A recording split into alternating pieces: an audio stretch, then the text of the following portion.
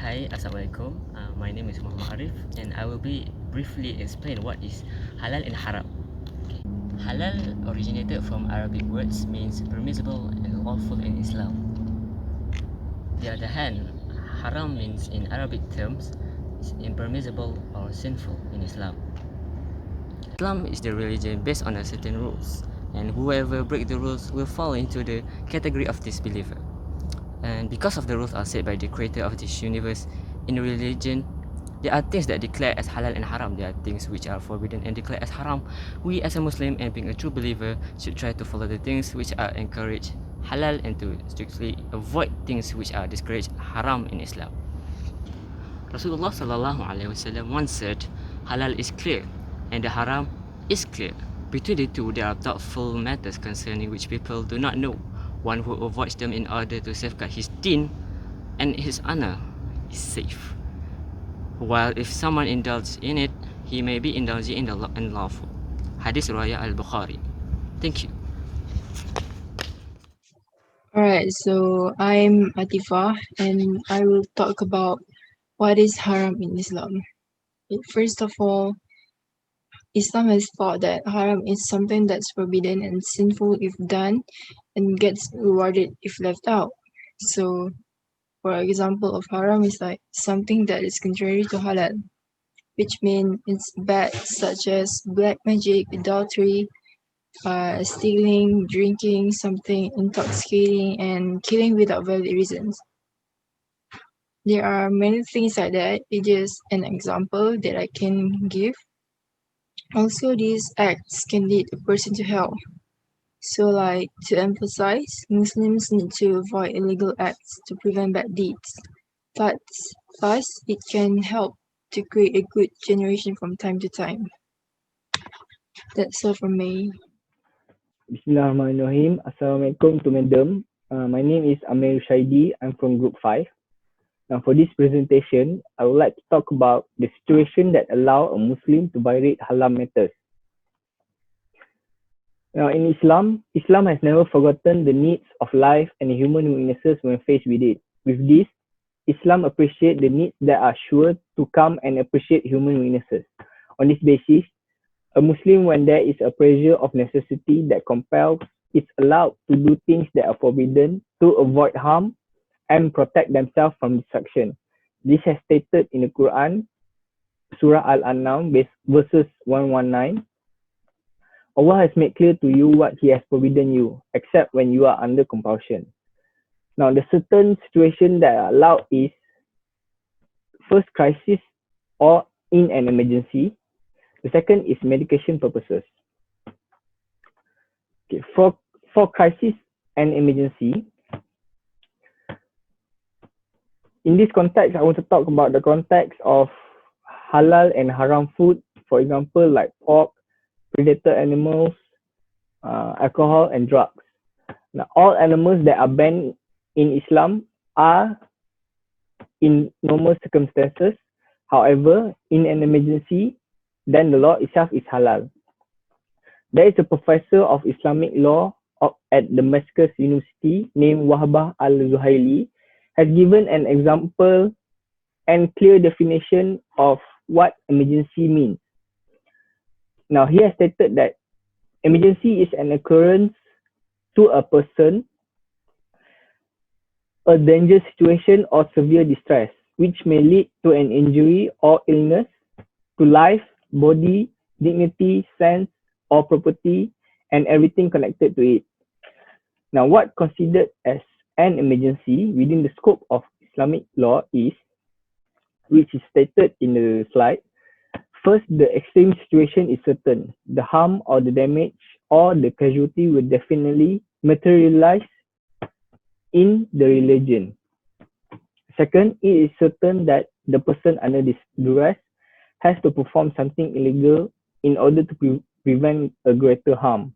In other words, the person has no other alternative action in order to preserve religion, property, life, reason, or lineage. For example, like when you are lost at war and you can't find any halal food at the moment. By that, you are permitted to consume unlawful food. However, if there is halal food and in the surroundings, even though it belongs to others, the person can take it without permission as the owner is obliged to give the meal to him.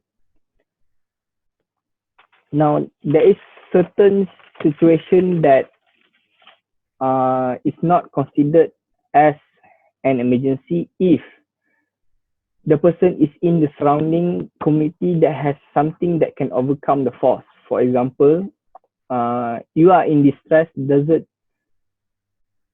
have any halal food to consume.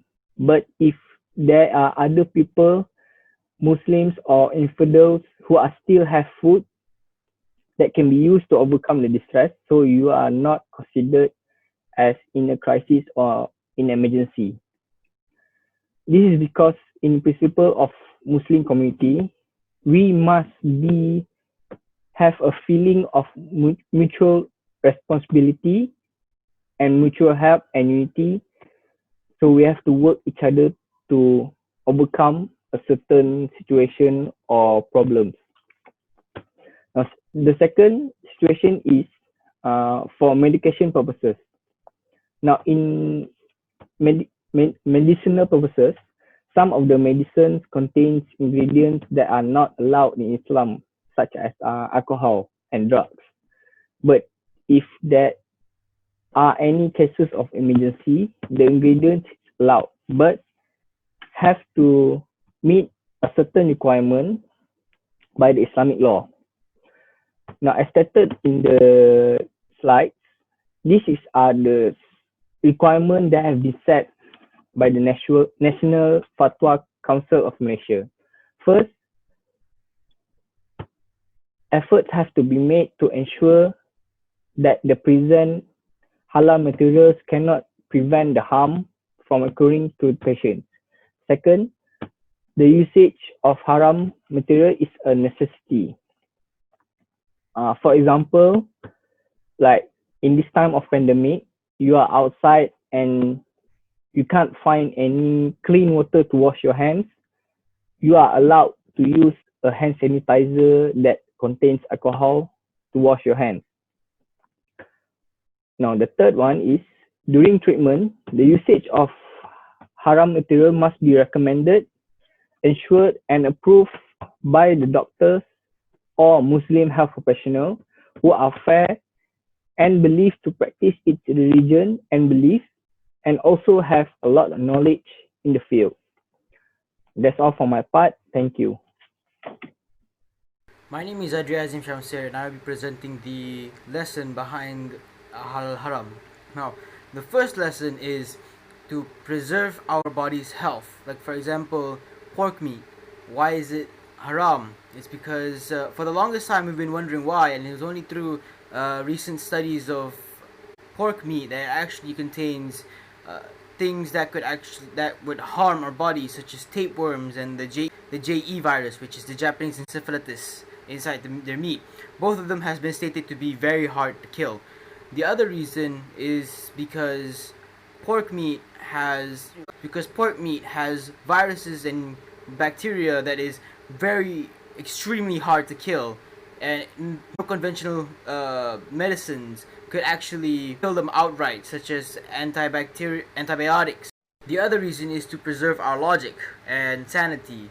Like for example, on the other hand of pork meat, we have alcohol, and we all know how alcohol turns us all into illogical beings, and not think with our minds right. Because of that's why alcohol is haram in Islam, because it doesn't give any benefit and it actually makes us even dumber and more insane than what would usually be normal. It's a way to preserve our sanity and to make sure we do not step over the bounds of our religion. The other reason, the third reason, is to preserve our dignity of self.